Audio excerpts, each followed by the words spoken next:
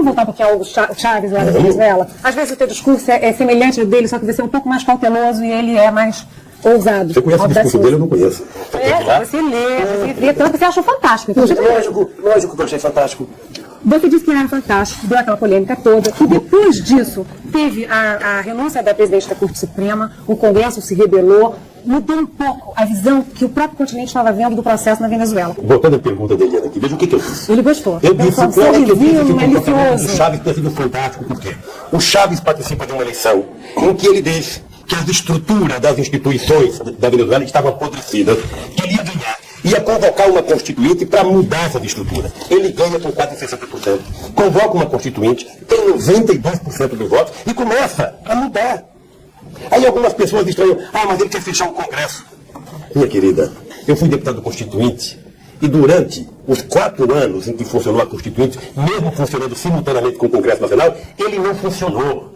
Ele não, embora o presidente fosse o mesmo, Ulisses Guimarães, não funcionou. Então veja, eu não estou botando a mão no fogo pelo que o Chaves vai fazer daqui para frente. Porque eu acho que o processo até agora está correto. Mas faltaram duas coisas aí no teu raciocínio. Primeiro, o Congresso Brasileiro funcionou em 88, não estava funcionando em 88 porque eram as mesmas pessoas. E foi uma autodecisão. Lá na Venezuela, não. Foi a Constituinte do Chávez que está impedindo o Congresso Ordinário de funcionar. Primeiro. Segundo, e o Supremo?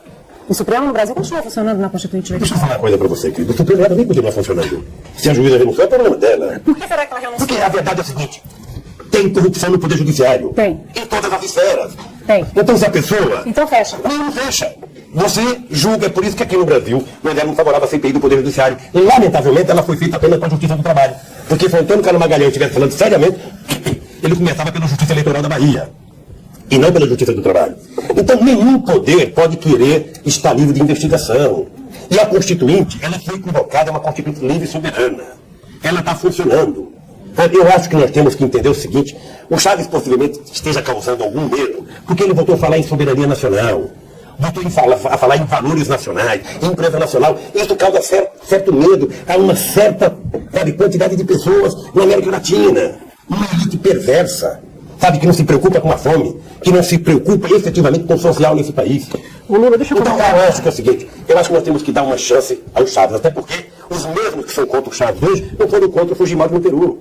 Você está falando internamente no Brasil. É no Brasil. Que deram voto no Peru. O Lula presidente, como trataria o judiciário? A corrupção do judiciário. Lula presidente. Não, não é hipótese. É porque eu não vou fazer política de fantasia, eu não sou presidente. Eu sou cidadão brasileiro. Eu não cidadão brasileiro. A criação, do controle externo do Poder Judiciário. Eu não estou favorável a fazer investigação no Poder Judiciário. Porque está cheio de juiz aí, dando liminar, atrás de liminar. Sem nenhum critério. Um dá uma favorável às 8 horas da manhã, o outro dá outra às 9 horas, outro dá outra à meia-noite. Acabar com essa bandadeira.